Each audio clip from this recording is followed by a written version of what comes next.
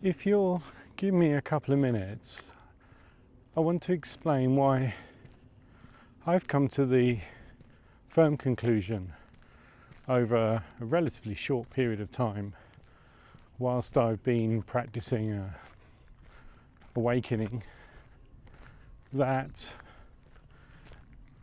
who we are is more important than what we do. And knowing ourselves and celebrating our true selves is actually more productive and more fulfilling and more purposeful than trying to identify goals and things that we would like and work towards them. Now, it's hard to put some of these things into words, but in my mind I have a very simple image. And that image is of the self and the soul, the spirit. And within that, there is our mind, which can harness and support, run, if you like, loops or thought patterns that are very effective at getting us where we want to go to. But they can become our story,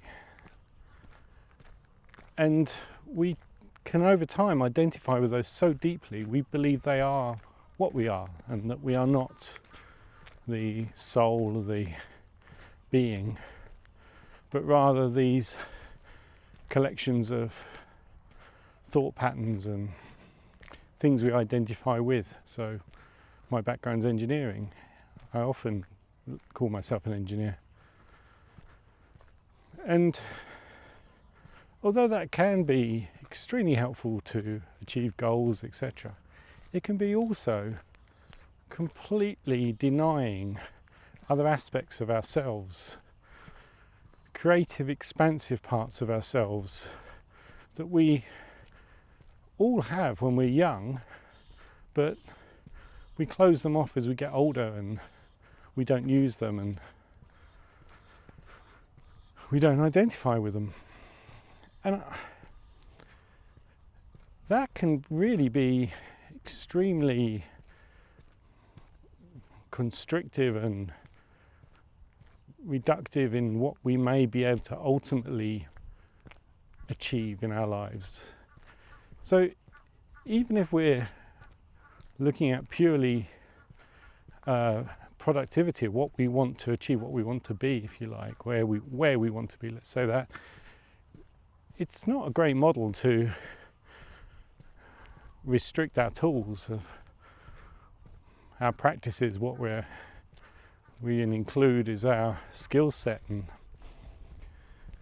so even if you're just practically trying to get your life into a better place or aim for a better place, regardless of emotions, you're looking purely at the materialistic, it's not necessarily a good model to call yourself only one thing, identify with one set of skills, and life stretches us and tests us anyway, forces us to often get out of our comfort zone.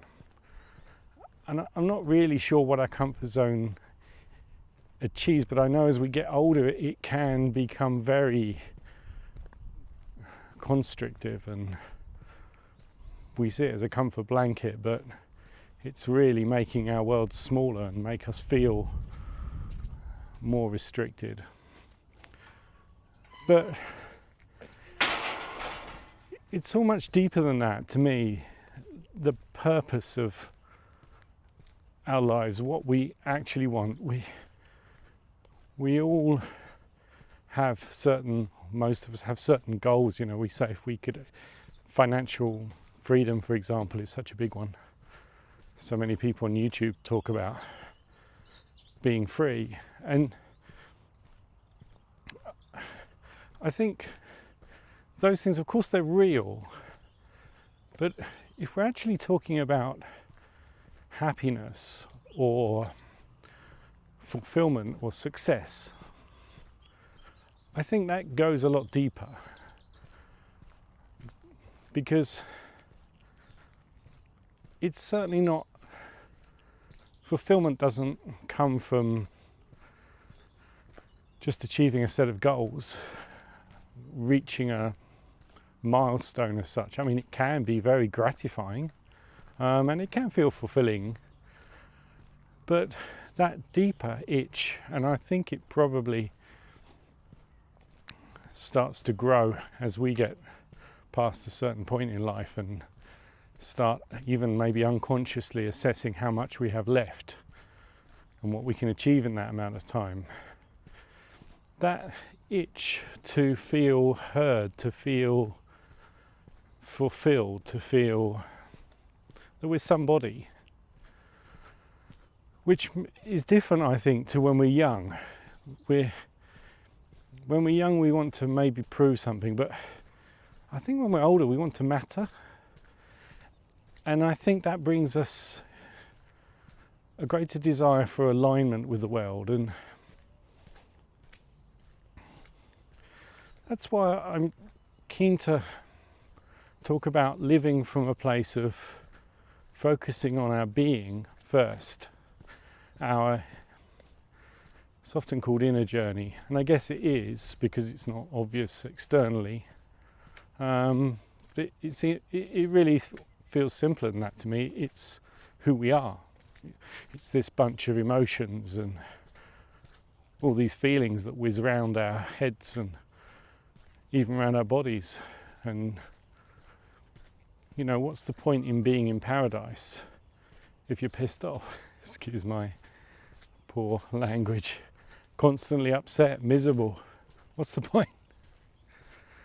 So I'm not saying that life is only about seeking inner peace, regardless of the circumstances. For me, I believe a balance is right, that a good environment feeds inner happiness and vice versa. But that's my main point, I think. And forgive me if it's taking me a while to really explain it well, if I even am explaining it well. But the soul wants to be heard. The inner you, and it's a child, just needs to be heard. And if you don't listen to it, it will force you to, in some way or other. And it may be habits you develop, or seemingly destructive, or health problems even. So many health problems are really caused by us not listening to our being and pushing on for something, saying, well, you know, I'll take the health hit, I'll take the pain if I can just get to this point when everything will be better. And until you're hearing your inner self, your soul, it's never going to feel better. And that's the crux of awakening. Awakening is to not just awaken that inner part of yourself, but it's to hear it, it's to give it license to act. An example, I think for me, that I'd like to share quickly is I had this dream where I was trying to organise stuff, and I quite often have quite complex plans to execute, and they can be a bit like a 3D chess game at times, where so many things depend on so many others. It occupies a lot of my mental space. And I was in this dream state. I don't know if I was fully asleep. I had this dream where my soul got up and started running around randomly, not following the plan. And it was quite it seemed disruptive, and I was quite upset. Oh my goodness, look at it, it's just going to destroy everything. But I think that was my subconscious telling me that I was going to start this awakening process. And as I have let go of the reins more and more and allowed my soul to direct my life, it has run around in an extremely, seemingly on the surface, random pattern. But it's orchestrated so much more than I could seemingly achieve with my own brain and planning after years and years of experience. Because the soul, the unconscious, is aware of things that we are not. So it can build into its plan reality. Well, we can't, because we simply can't see most of it. So I think that's a great example of how it's actually more practical, more efficient, more effective to awaken, to allow the self, the being, inner self, to communicate and start to be your full self, not just operating from a set of rules in your mind. But there's also even a deeper aspect to it than that, and that's your life purpose, your ultimately why you chose to come here as a human and experience being incarnate, being individual from the higher self.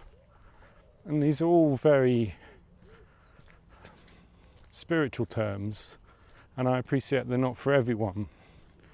But if you saw the different levels of being that we exist in the way that people do when they have near-death experiences, it's something I've experienced, you could no longer ignore it and say, well, it's a fanciful thought or a philosophy. It's not, it's reality. And by hearing the inner self, by focusing on that reality and working from that place, so this is a muddy little trail here, and allowing that energy, those thoughts to permeate your being, and dropping the heavier, more blinkered thoughts that you may see as familiar and comforting. You're operating from a place of expansion and growth, and that opens a door to new states of being, and it vastly increases your capability or your reach and the people you can touch. It's not a constrictive way of thinking. It's not reductive. It's expansive and creative. And I just would encourage people to try to allow that in their lives more. I come to nature because it's a great place to hear myself. Meditation is a word that's used so much. It can be very off-putting. Not sure anyone's ever really defined what it is well enough for me to be certain, but it's kind of switching off the monkey mind, the busy mind. But listening to self, hearing self, accepting self, that alone is immensely healing, and that alone can be all you need to allow your fuller being to blossom, to bloom, and for you to really bring into this world what your fullest capabilities, your greatest potential, and release that inner pain of not allowing that. That's where that pain comes from. That's where that crushing anxiety is coming from. It's from trying to force something in a direction that it simply isn't meant to go. And that's not your fault. You don't have all the information, but the soul does. So I hope I've explained in some way, I've done some justice to the concept of explaining why I believe that being is first and foremost your purpose, the superior way to function, and the most fulfilling and meaningful existence, along with health, happiness, things that frankly money can't buy. I hope this makes some sense, and it's a theme I'm going to expand on. So thank you for listening, and if there's something that is meaningful to you, I will always try to answer your comments. Thank you.